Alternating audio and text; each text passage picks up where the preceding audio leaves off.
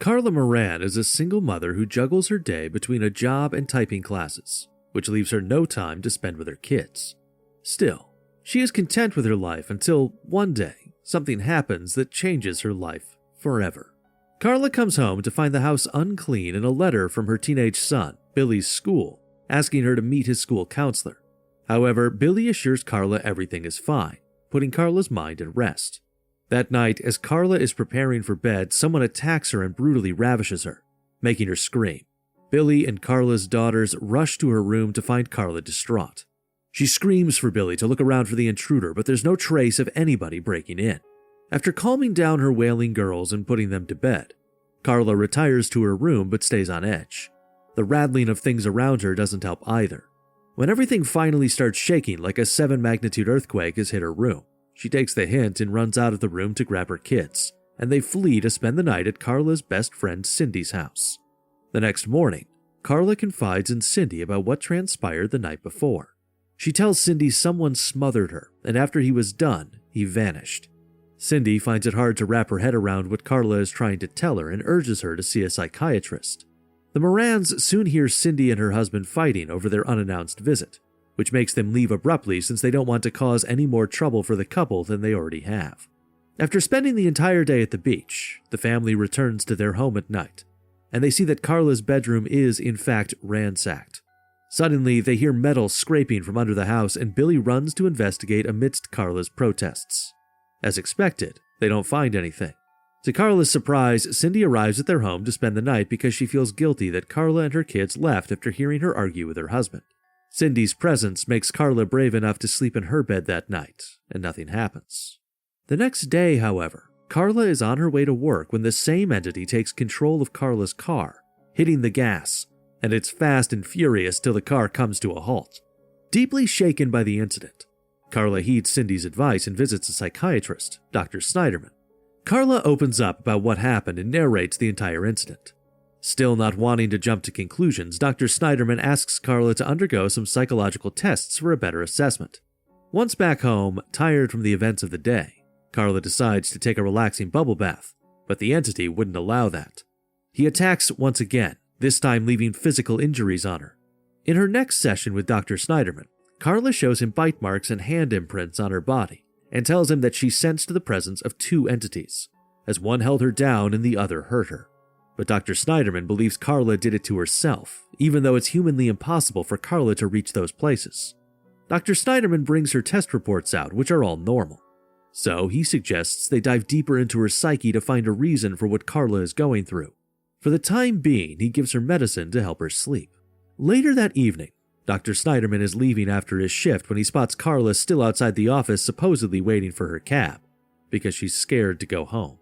So, being a good Samaritan, Dr. Snyderman offers her a lift to her house and even offers to check inside to ease her mind. Dr. Snyderman doesn't find anything out of the ordinary, and as they sit down to talk, Carla reveals she suffered abuse from her father, which forced her to run away from home. Soon after, she got married and pregnant with Billy at 16. But things took a turn for the worse when her husband died in a motorcycle accident. After having Billy, she remained single for a long time till she met another man and had 2 daughters. But the man left soon after, and now here she is, doing her best to look after them. She asks Dr. Snyderman to help her overcome whatever is going on with her because she cannot jeopardize the safety of her children. Later that night, Carla and her kids are having fun family time when the entity attacks Carla in front of her kids. Billy tries to help, but he too gets attacked but by an electrical charge that leaves him unconscious with a broken wrist. The next day, Carla attends the staff meeting chaired by Dr. Snyderman's colleague, Dr. Weber. After Carla leaves, Dr. Weber asserts that the Moran household is experiencing mass hallucinations as a result of the children supporting their mother's delusions. He believes Carla is manifesting what's happening to her based on her traumatic childhood and past. That night, Carla meets up with Jerry, her boyfriend, who has returned from a long business trip. Though he doesn't come home and will soon be leaving on another trip, they spend some time together in a motel. Carla returns home and soon goes to bed. But after an hour, while sleeping, the entity cunningly massages her and tricks Carla into enjoying it in her sleep. She soon wakes up, and disgusted by the thought, she starts breaking everything in her room. She visits Dr. Snyderman the next day, who asks her to commit herself to the hospital after listening to her story. He adds she might pose a danger to her children, but she refuses. He doesn't stop there and tells Carla that she might have invented the entity to begin with. Offended, Carla realizes where the conversation is leading and stomps out of Dr. Snyderman's office. Carla visits Cindy because she doesn't know who else to talk to, but Cindy has to leave for an hour. For no apparent reason, just after Cindy leaves, the windows, doors, and everything in Cindy's house starts shattering. Cindy rushes back and sees the activity, finally believing what Carla had been trying to tell her. The next day, the two friends visit a bookstore hoping to find information. Carla happens to meet two parapsychologists there, and she asks for their help. They visit her house, and initially skeptical, they get a glimpse of what the entity is capable of. The two agree to study the entity's activity, and after setting up equipment are able to capture a picture of the electric charge as proof. They take it to their leader, Dr. Cooley, who agrees to set up Carla's house with better equipment. During this time, Dr. Snyderman visits Carla's house and tries to persuade her to restart therapy with him, but she dismisses him, much to Dr. Snyderman's chagrin. That night, Dr. Cooley and her team witness the entity taking the shape of a blob, surprising them because till now they didn't have proof of something they had been studying their entire lives, and now they need to capture it for the world to see. The team leaves, and just then Jerry walks in. Carla is pleasantly surprised to see him, and when Jerry asks what those people were doing in the house, Carla vaguely explains the situation. They soon concentrate on other things, and just as they're about to get cozy, Jerry sees Carla being attacked. He tries to stop the invisible energy but gets thrown back. Unable to think straight, he picks up a chair to attack the entity, inadvertently attacking Carla. Hearing the commotion, Billy rushes in and mistakes Jerry for attacking Carla, prompting him to attack Jerry. Later, at the hospital, when Billy and his sisters stay with Carla, Dr. Snyderman talks to Jerry, who reiterates that there was something that attacked Carla. He is too shaken by what happened and ends up fleeing, never to return to Carla. Dr. Cooley and her team visit Carla in the hospital, and after they tell her they have a way to immobilize the entity, she gives her consent, as she doesn't want to live in fear anymore.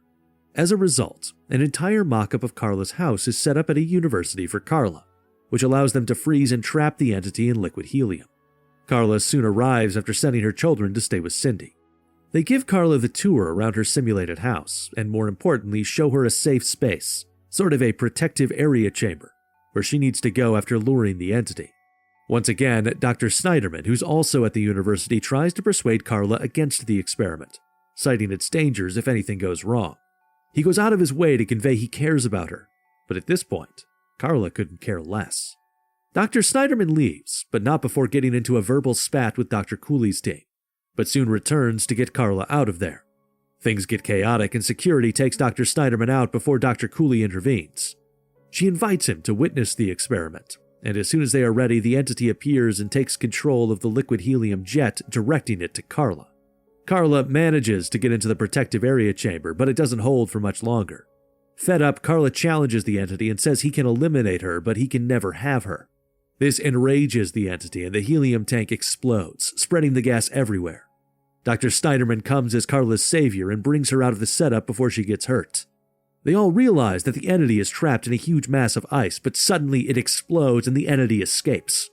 Dr. Cooley believes that even though the entity escaped, their experiment didn't go in vain, as they have a witness, Dr. Weber, who happened to be there. But to her dismay, Dr. Weber refuses to acknowledge what he saw. The following day, Carla returns to her empty home, and soon after she enters the house, the main door slams shut, and the entity welcomes her home with profanity.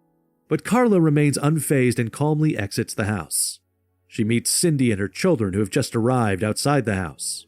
She thanks Cindy for all her help and bids her goodbye before leaving the city for good. It's revealed Carla now lives with her children in Texas. However, Carla is still haunted by the entity, but the attacks have decreased in intensity and frequency. That's a recap for today's horror dose of The Entity. If you're a fan of horror movies, then make sure you subscribe to Recaps of Fear to avoid being haunted by this freaky entity, and hit the notification bell for your next horror movie recap adventure.